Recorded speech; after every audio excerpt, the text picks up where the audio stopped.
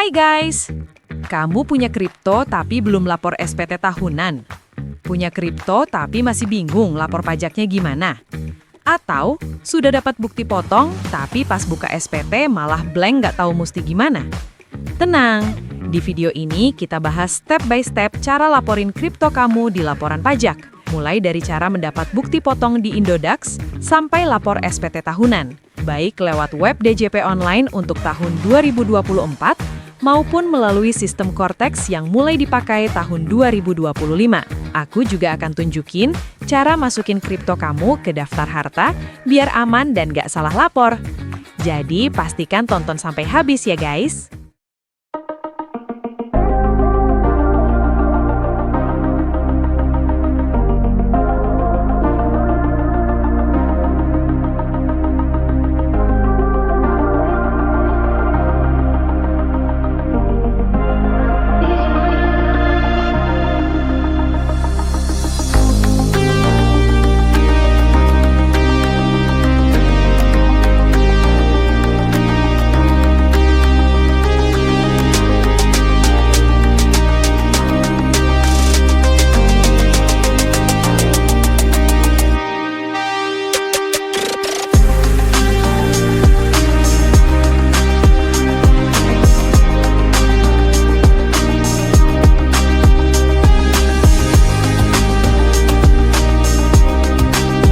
Terima kasih pada mentor kita Pak Taufik. Dari origin Pastor Solo ya. Wah, ya. Boleh ditunjukkan ya.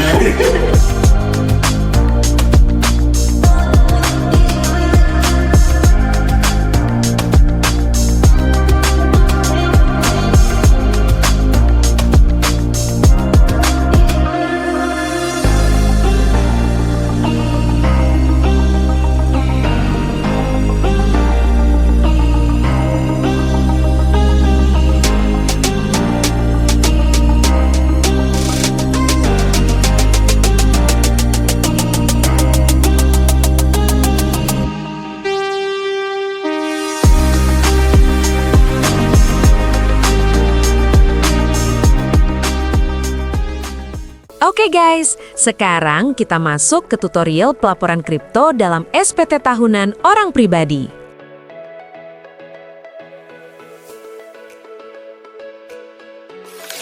Langkah pertama, kita kumpulin dulu datanya di Indodax ya. Buka web indodax.com. Login dengan masukin email dan password kalian. Cek WhatsApp ya, biasanya ada kode OTP masuk biar akun kamu aman. Nah, kalau sudah berhasil login, kita bakal masuk ke halaman utama. Langsung aja klik menu di pojok kanan atas, terus pilih History. Di sini ada tab Tax Report. Download laporan buat tahun pajak 2024 dan juga tahun 2025. Simpen baik-baik filenya karena data ini yang bakal kita pakai buat lapor SPT tahunan nanti. Sekarang kita ke intinya, cara laporin kripto dalam SPT tahunan melalui DJP Online. Pertama, login pakai nick dan password kalian. Jangan lupa isi captcha-nya ya. Lalu kirim kode OTP. Sedia pulsa ya guys, karena kodenya bakal masuk via SMS. Setelah berhasil login, pilih menu e-filing. Terus klik buat SPT. Pilih jawaban pertanyaan-pertanyaan pada halaman ini. Kita pilih tahun pajak 2024 dulu ya. Masuk ke lampiran 2, bagian A. Klik icon tambah di nomor 14, yaitu penghasilan lainnya yang dikenakan PPh Final. Isi dasar pengenaan pajak DPP dengan total penjualan kalian selama 2024. Terus, buat PPh terutang, contek aja angka dari laporan Indodax yang tadi kita download. Gampang kan? Berikutnya, koin yang masih nyangkut atau kamu hold juga harus dilaporin sebagai harta. Masuk ke lampiran 4 bagian A. Klik tambah, pilih kode harta 039 investasi lainnya. Tulis namanya, harta aset kripto Indodax. Masukin tahun belinya. Dan ingat, harganya pakai harga perolehan atau harga modal pas beli, bukan harga pasar sekarang ya.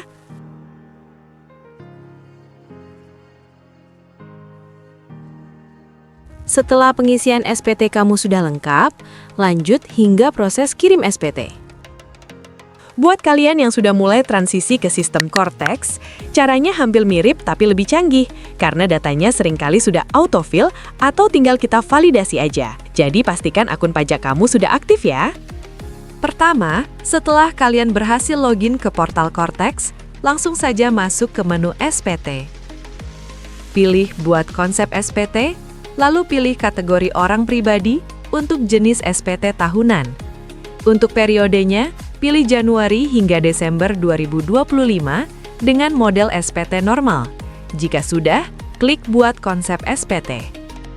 Nah, setelah konsep muncul, klik logo pensil untuk masuk ke draft SPT kalian.